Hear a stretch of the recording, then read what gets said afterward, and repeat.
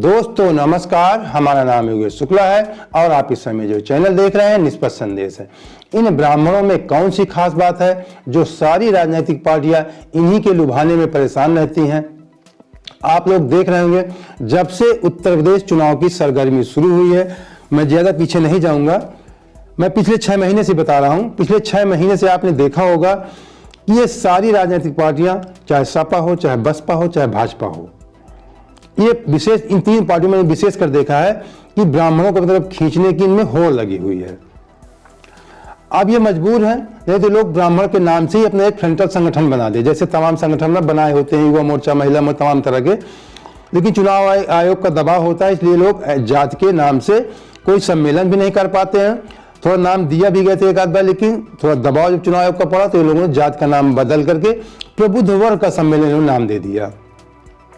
सपा में भी बना हुआ है प्रबुद्ध वर्ग के इनके जिला अध्यक्ष होते हैं, महामंत्री होते हैं। इस तरह के बसपा में भी है। बसपा कई बड़े सम्मेलन, सतीश मिश्रा ने अयोध्या से शुरुआत किया था, पूरा प्रदेश जानता है, प्रबुद्ध वर्ग के नाम से उन्होंने सम्मेलन किया। तो प्रबुद्ध वर्ग जो होता है वो ब्राह्मणों का सम्मेलन होता है। ऐसे बीजेपी भी कहती है कि हम प्रबुद्ध वर्गों का सम्मान करते हैं। तो इनके प्रबुद्ध वर्ग कहने का मतलब होता है, मैं आपको बता दूं, आप लोग गुमराह मत होना कभी। ये लोग जब प्रबुद्ध वर्ग की बात करें समझ लें कि ब्राह्मणों की बात कर रहे हैं, कोई भी राजनीतिक दल हो। तो ये प्रबुद्ध वर्ग के नाम से ब्राह्मणों को रिझाने का काम करते हैं। और उसका कारण, अब मेन पॉइंट पे आते हैं कि कारण क्या है, क्यों ब्राह्मणों के पीछे पड़े हैं। तो मैं ज्यादा पीछे ना जाकर के जो भी बात बताऊंगा आपको प्रमाणिक बताऊंगा और निष्पक्ष रूप से बताऊंगा। मेरी बात को गौर करना। आप लोग पुराना जो इतिहास है सब जानते हैं कि किस तरीके चाणक्य ने एक चरवाहे को राजा बना दिया था, ये सब लोग जानते हैं, बहुत पॉपुलर सब जानकारी, कहानियां हैं, इतिहास है। इधर आते हैं, आजादी के बाद आते हैं। इधर 75 सालों का ये जो राजनीतिक पार्टियां हैं, इनके सारे विशेषज्ञ होते हैं। ये ऐसे ब्राह्मणों के पीछे नहीं पड़ी हुई हैं कि ब्राह्मणों को रिझाने में लगी हुई हैं। ये सारे प्रैक्टिकल करके देख चुकी हैं सारी पार्टियां, और 75 सालों का रिकॉर्ड देख रहे हैं आजादी के बाद का। जब ब्राह्मण वर्ग कांग्रेस के साथ था, कांग्रेस ने लंबे समय केंद्र में और राज्य में, उत्तर प्रदेश पूरे देश में तमाम राज्यों में कांग्रेस ने शासन किया।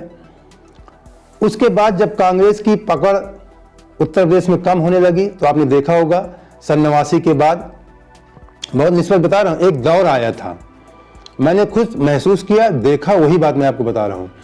15 और 85 का नारा चला था। 15-85 का कहने का मेरे तात्पर्य है कि 85% में SC और OBC ये लोग अपने को मानते थे, और 15 में जो सवर्ण ऊंची जाति उनको अलग कर दिया। विशेषकर सवर्ण कहने का मतलब ब्राह्मण ही होता है, राजनीतिक दृष्टि से बता रहा हूं। तो इन लोगों ने 15-85 का नारा चलाया और सपा बसपा गठबंधन भी हुआ, लेकिन ये लोग सरकार चला नहीं पाए। कभी ये लोग 5 साल सरकार नहीं चला पाए 15-85 करने के बाद भी। तो मैं आपको बताऊं, उसके बाद फिर लगातार ये उतार चढ़ाव चलता रहा, आता जाता रहा। बीजेपी अपना हिंदुत्व का कार्ड खेलती रही, ये लोग अपना 15-85 का काम करते रहे। तो कांग्रेस कमजोर होती गई, सपा बसपा मजबूत होती गई, इधर बीजेपी उत्तर प्रदेश में मजबूत होती गई। तो जब कांग्रेस कमजोर होने लगी तो ब्राह्मण वर्ग, ये इन लोगों ने 15-85 के नाम से ब्राह्मणों को बाहर किया, सपा बसपा ने। तो ये लोग बीजेपी की तरफ रुझान अपना पकड़ा, मतलब ये ब्राह्मण वर्ग में, मतलब मैं अपनी बात कर रहा हूं। तो उसके बाद फिर उतार चढ़ाव, जब ये सपा बसपा को लगा कि हम लोग कभी पूर्ण बहुमत से नहीं आ सकते, इनमें भी थोड़ी दरार पड़ी। दोस्तों मैं आपको बता दूं, राजनीति में कभी कोई किसी का सगा नहीं होता। समय बीता, सपा बसपा में दरार पड़ी, ये लोग फिर अपना परंपरागत जो एक राजनीति का ढर्रा होता है, जो राजनीति भारतीय राजनीति का तरीका, उसी ढर्रे पे लोग आ गए। इनकी खींचतान चलती रही, ये लोग अलग हो गए। फिर ये लोग अपनी तरफ, जो ही बताया ना, ब्राह्मणों को अपनी तरफ खींचने की इनका प्रयास शुरू हो गया। अब आ जाते हैं सीधे, आपको बिल्कुल प्रैक्टिकल बताएंगे।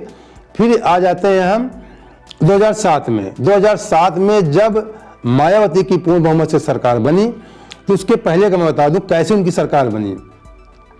ये नहीं कि पूरा ब्राह्मण उनकी तरफ भर कर चला गया और उनको वोट दे दिया, ऐसी बात नहीं थी। कुछ परसेंटेज ब्राह्मण का मायावती की तरफ रुझान बढ़ा, कुछ ब्राह्मण नेता मायावती जी के साथ जुड़े, तो ब्राह्मण वोटर का भी रुझान की तरफ बढ़ा। जब रुझान बढ़ा, मायावती जी जानती थी कि उनका वोट बैंक जो है आप सब जानते हैं वोट बैंक होने के बावजूद मायावती जी का वोट पड़ नहीं पाता था। तो जब उन्होंने ब्राह्मणों को अपने साथ जोड़ा तो जो उनका खुद का वोट बैंक था वही वोट बैंक उनका ईमानदारी से पूर्ण रूप से उनका वोट बैंक उनको मिल गया। कहने का मतलब ब्राह्मण ने उनके वोट बैंक के लिए, जो मायावती जी का वोट बैंक था, उनके वोट बैंक के लिए ढाल का काम किया। जो समाज में तमाम, मैं किसी जात का नाम नहीं लूंगा, तमाम लोग होते हैं, बाहुबली होते हैं, दमंग होते हैं, हर जात में होते हैं, तो जो बसपा को वोट नहीं पड़ने देते थे तो उनके लिए, उनके वोटरों के लिए ब्राह्मण ने ढाल का काम किया। जहां जहां ब्राह्मण कैंडिडेट खड़े तो वहां पे वोट भी किया, अन्य जगहों पे भी वोट किया, ऐसी बात नहीं है, लेकिन बहुत ज्यादा परसेंटेज में वोट नहीं किया ब्राह्मण ने। लेकिन मायावती जी के ढाल का काम किया। कहने का मतलब ब्राह्मणों का रुझान थोड़ा उधर गया, मायावती जी का रुझान गया, उनकी पूर्ण बहुमत से सरकार बन गई। लेकिन जब उनकी सरकार बन गई तो मायावती जी या अपने कार्यकर्ताओं के दबाव में, नेताओं के दबाव में ब्राह्मणों को ठीक से चाहती तो पूर्ण रूप से ब्राह्मणों को घसीट सकती थी मायावती जी, लेकिन उन्होंने अपने कार्यकर्ताओं के दबाव में कि तो फिर ब्राह्मण आ गए तो उन्होंने ब्राह्मण को ज्यादा तवज्जो नहीं दिया। 5 साल तवज्जो तो दिया, कहने का मतलब राजनीतिक स्तर से जो उन्हें मिलना चाहिए स्वाभिमान और सम्मान वो नहीं मिला पार्टी में सरकार के रहते हुए, जितना मिलना चाहिए था अधिकार। तो ब्राह्मणों को उधर से कहने का मतलब रुझान कम हो गया। इसके बाद सपा की सरकार आई।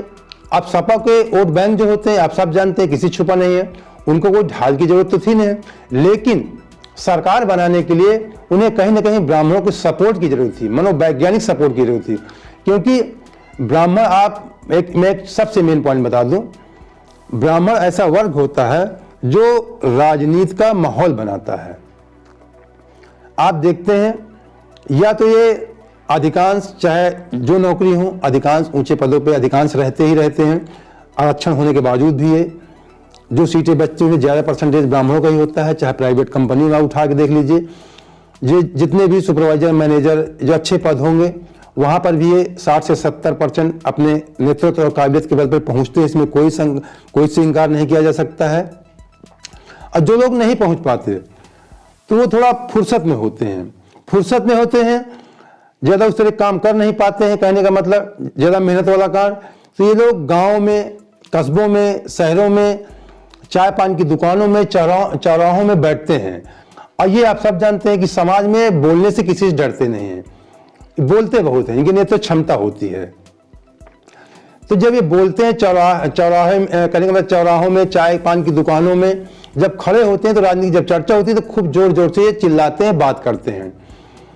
तो जिस पार्टी की तरफ इनका रुझान होगा उसकी बात करेंगे तो उससे के 10 लोग खड़े होते हैं, तमाम सारी जात धर्म के लोग होते हैं, उनमें कहीं ना कहीं एक दिमाग में मतलब कहने का मतलब एक माइंडली जो उनके ऊपर दबाव पड़ता है, कहने मतलब उनके सोचने के लिए ये लोग मजबूर कर देते हैं अपने बातों से, जो तमाम लोग खड़े होते हैं कि यार ये पार्टी, फला पार्टी जीत रही क्या, जिस पार्टी के लोग जिनका इधर रुझान होगा।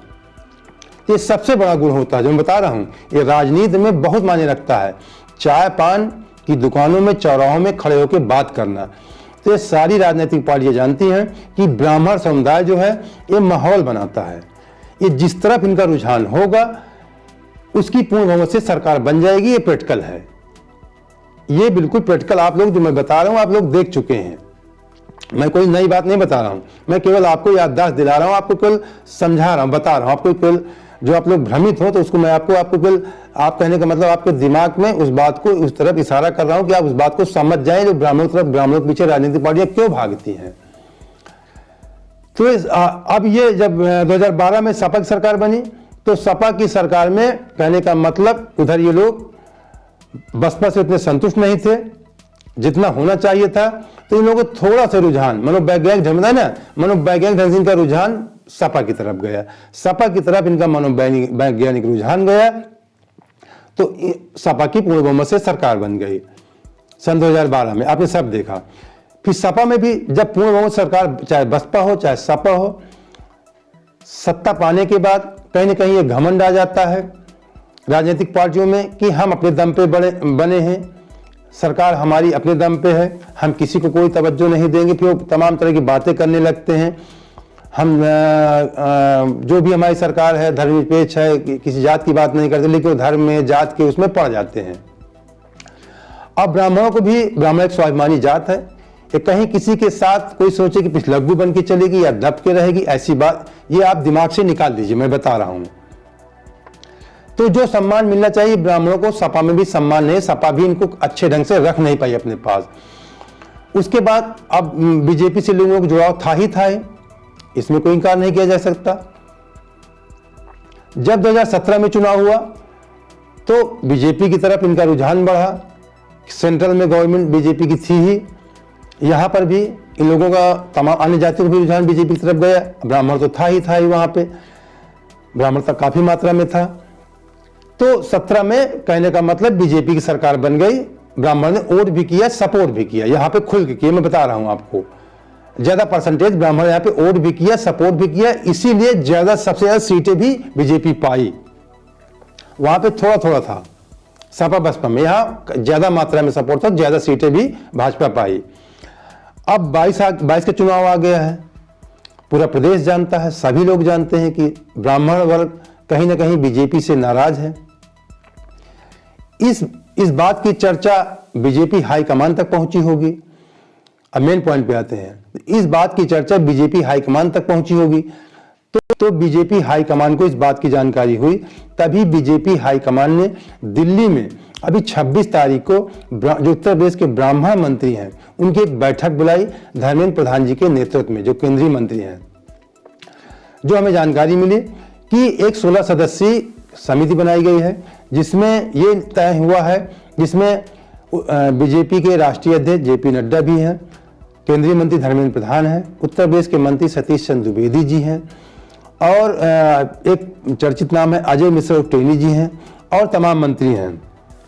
इस तरीके 16 मंत्रियों की एक कमेटी बनाई गई है कि उत्तर प्रदेश में जो ब्राह्मण और बीजेपी से नाराज चल रहा है उनके घर घर जाया जाए। एक कार्यक्रम चलाएंगे लोग ब्राह्मणों घर घर जाने का, और उनको समझाने का प्रयास करेंगे कि आप क्यों नाराज हैं भारतीय जनता पार्टी से। ये बात आप सब जानते हैं कि जब विकास दुबे वाली घटना हुई थी, उसके बाद से एक ब्राह्मण का एक वर्ग काफी बड़ा मात्रा में बीजेपी से नाराज हुआ था कि जो जिस तरीके विकास दुबे गलत थे या सही थे इसका फैसला कोर्ट करता, उन्हें फांसी होती, क्या होती, ये बात का मामला था। लेकिन जिस तरीके से उनका कहने का मतलब इनकाउंटर हुआ, जिस तरीके से उनके साथ घटना हुई, इससे एक ब्राह्मण वर्ग काफी मात्रा में बीजेपी से नाराज हुआ। और समय समय पे तमाम घटनाएं होती रही, पार्टी स्तर पे, राजनीतिक स्तर पे अनदेखी हुई, क्या हुआ ये मैं इसके बारे में विस्तृत नहीं जाऊंगा, ये पार्टी का मामला है। लेकिन कहीं ना कहीं ब्राह्मण बीजेपी से काफी मात्रा में उत्तर प्रदेश का ब्राह्मण नाराज है। तो हमने आपको बताया ब्राह्मणों का 75 साल से अभी का इतिहास, कि जब जब ब्राह्मणों के रुझान हो जाता है किसी पार्टी की तरफ, तो वो पार्टी पूर्ण बहुमत से सरकार बना लेती है, चाहे सपा रहे चाहे बसपा, सबका हमने उदाहरण दिया। और प्लस सबसे बड़ी खूबी इनमें होती है, जो ये लोग अपनी तरफ खींचते हैं, मैंने बताया कि लोग बेबाक ढंग से बोलते हैं, नेतृत्व क्षमता होती है, बात करने में डरते नहीं है, चाय पान चौराहे की दुकान में खूब चर्चा करते हैं, फुर्सत में होते हैं, राजनीति की चर्चा करते हैं, जहां होते हैं। तो ये कहने का मतलब एक पढ़ा लिखा तबका तो है ही है, लेकिन जो गांव या कहीं भी रहते हैं, जो पढ़ा लिखा तबका है, सर्विस भी करते हैं, जब वो लोग भी टाइम पाते हैं और चाय पान की दुकान पे कहीं खड़े होते हैं, बैठते हैं, जब राजनीति चर्चा करते हैं तो बहुत खुलकर करते हैं। जो कुछ भी नहीं करता, पढ़ा लिखा ब्राह्मण भी नहीं होगा, गांव में रहता होगा, लेकिन आपसे बात करेगा तो आपको बात करने में आपको पीछे हटना पड़ेगा, आपको बात करने में दबा देगा। मैं गांव के ब्राह्मणों की बात बता रहा हूं। तो ये बात करने में बहुत तेज होते हैं, राजनीति का एक माहौल बनाते हैं, इसीलिए जो राजनीतिक पार्टियां हैं इनके पीछे भागती हैं, इनको लुभाने का प्रयास करती हैं। तो मित्रों, उम्मीद करते हैं आपको हमारा वीडियो पसंद आए तो हमें सब्सक्राइब कर लीजिए, बेल आइकन प्रेस कर ऑल लगा लीजिए और लाइक करके मेरे दोस्तों को शेयर भी कर दीजिए। तो चलिए अगली वीडियो आपको बहुत बहुत धन्यवाद। जय हिंद, जय